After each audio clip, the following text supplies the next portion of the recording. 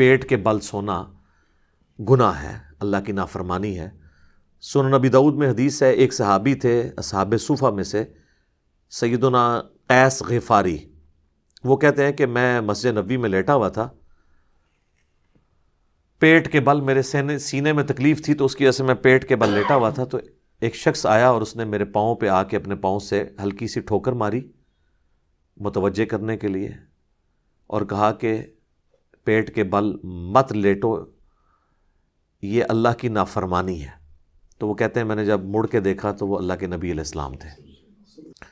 اسی کو سپورٹیو ایک اور حدیث ہے، اس میں تو الفاظ ہے نافرمانی۔ سنن ابن ماجہ میں ایک حدیث ہے، حضرت ابو ذر غفاری کہتے ہیں کہ میں ایک دفعہ پیٹ کے بل لیٹا ہوا تھا، تو ایک شخص آیا اور اس نے اپنے پاؤں سے میرے پاؤں پہ ہلکی سی ٹھوکر لگائی اور مجھے کہا کہ اٹھ جاؤ، یہ جہنمیوں کا طریقہ ہے۔ تو کہتے ہیں میں نے پلٹ کے دیکھا تو وہ اللہ کے نبی علیہ السلام تھے۔ تو ان دونوں حدیث سے پتہ چلا کہ یہ جہنمیوں کا طریقہ بھی ہے اور گناہ بھی ہے۔ جہنمیوں کا طریقہ اس اعتبار سے بھی ہے کہ انہیں اوندھا منہ کر کے جہنم میں ڈالا جائے گا۔ وہ کہتے ہیں نہیں، صحیح مسلم میں ایک حدیث ہے کہ نبی علیہ السلام نے کہا کہ کوئی شخص زمین پہ ایسا چت نہ لیٹے کہ اس نے ایک ٹانگ کے اوپر دوسری ٹانگ رکھی ہوئی ہو۔ حالانکہ ہم میں سے اکثر لوگ ایسے لیٹ جاتے ہیں کہ سیدھا لیٹے اور ٹانگ پہ ٹانگ رکھی، ریلیکس ہو جاتا ہے نا بندہ تھوڑا سا۔ تو مسلم شریف میں حدیث ہے کہ اس طرح لیٹنے سے نبی علیہ السلام نے منع فرمایا۔ اگلے دن بھی ایک بھائی نے مجھ سے رابطہ کیا اور انہوں نے کہا کہ میں نے مشکات میں بھی یہ حدیث پڑھ لی ہے۔ تو پھر میں نے ان کو بتایا یہ حدیث جو ہے یہ منسوخ ہے، یا کسی اسپیسیفک کنڈیشن کے لیے، کیونکہ بخاری اور مسلم دونوں میں حدیث ہے کہ نبی صلی اللہ علیہ وآلہ وسلم کو ایک صحابی کہتے ہیں میں نے اس حال میں لیٹے ہوئے دیکھا کہ آپ علیہ السلام نے چت لیٹے ہوئے تھے اور اپنی دائیں ٹانگ اپنی بائیں ٹانگ کے اوپر یوں رکھی ہوئی تھی۔ اچھا، امام مسلم نے بڑی پیاری ترتیب لگائی ہے، یہ جو منع فرمانے والی حدیث ہے نا وہ پہلے لے کے آئے ہیں، اور پھر خود جو حضور کا عمل یہی والا تھا وہ حدیث بعد میں لے کے آئے ہیں، تاکہ ناسخ و منسوخ پتہ چل دے۔ دوسرا، یہ منسوخ اگر نہ بھی ہو نا، ایک اسپیسیفک کنڈیشن کے بارے میں ہے۔ وہ مسلم شریف میں یہ الفاظ ہیں اس حدیث کے اندر جس میں منع کیا گیا ہے، اس میں نبی علیہ السلام نے فرمایا کہ جو کوئی شخص ایک کپڑے میں لپٹا ہوا ہے نا تو وہ احتبا کی حالت میں نہ بیٹھے گوٹھ مار کے، یعنی دونوں گھٹنے کھڑے کر کے اور یوں اس کو گھٹنوں کو پکڑ لینا، تو ایک کپڑے میں اس کا ستر کھلنے کا اندیشہ ہے، اور نہ وہ اس حالت میں زمین پہ اس طرح لیٹے کہ وہ ایک ٹانگ پہ دوسری ٹانگ رکھے۔ اگر آپ نے کپڑے اس طرح کے پہنے ہوئے ہیں کہ جو ایک چادر میں آپ لپٹے ہوئے ہیں تو اس میں آپ جب یوں کریں گے تو آپ کی بے پردگی ہونے کے چانس ہیں۔ پینٹ میں یا ٹراؤزر میں یا شلوار میں اگر کوئی شخص یوں کرتا ہے تو اس کی بے پردگی کے چانس نہیں ہوں گے۔ تو یہ اسپیسیفکلی اس چیز کے بارے میں ہے۔ آپ دیکھیں اس لیول تک ڈیٹیل چیزیں بتائی گئی ہیں۔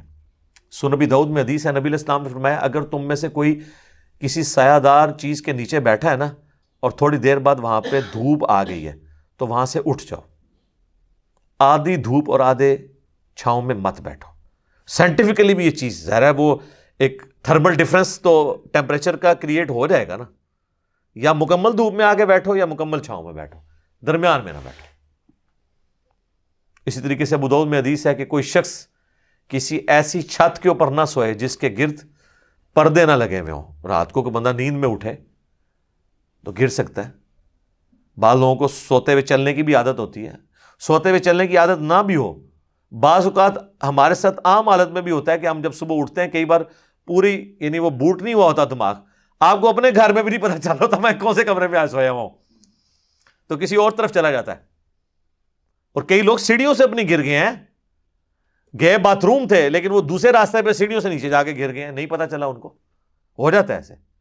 تو نبی علیہ السلام فرمایا ایسے آپ نے چھت پہ بھی نہیں سونا جس کے گرد پردہ نہ ہو، تاکہ اگر کوئی ایسا معاملہ ہو جائے تو پھر اپنے آپ کو ملامت کرنے والی بات ہے۔ بخاری مسلم میں ایک حدیث ہے، نبی علیہ السلام نے فرمایا کہ کوئی شخص رات کو اپنے گھر میں اس حال میں نہ سوئے کہ اس کا کوئی جو ہے وہ دیا وغیرہ بتی جل رہی ہو، اس کو بجھا کے سوئے۔ آگ انسان کی دشمن ہے، کیونکہ شیطان بھی آگ سے بنا ہے، وہ انسان کا دشمن ہے۔ اور اسی حدیث میں موجود ہے کہ مدینہ شریف میں ایک گھر تھا جو رات کو یہ دیا جلاتے ہوئے سو گئے، تو رات کے وقت چوہا آیا تو وہ بتی کو لے گیا اپنے ساتھ اور پورے گھر کو آگ لگ گئی۔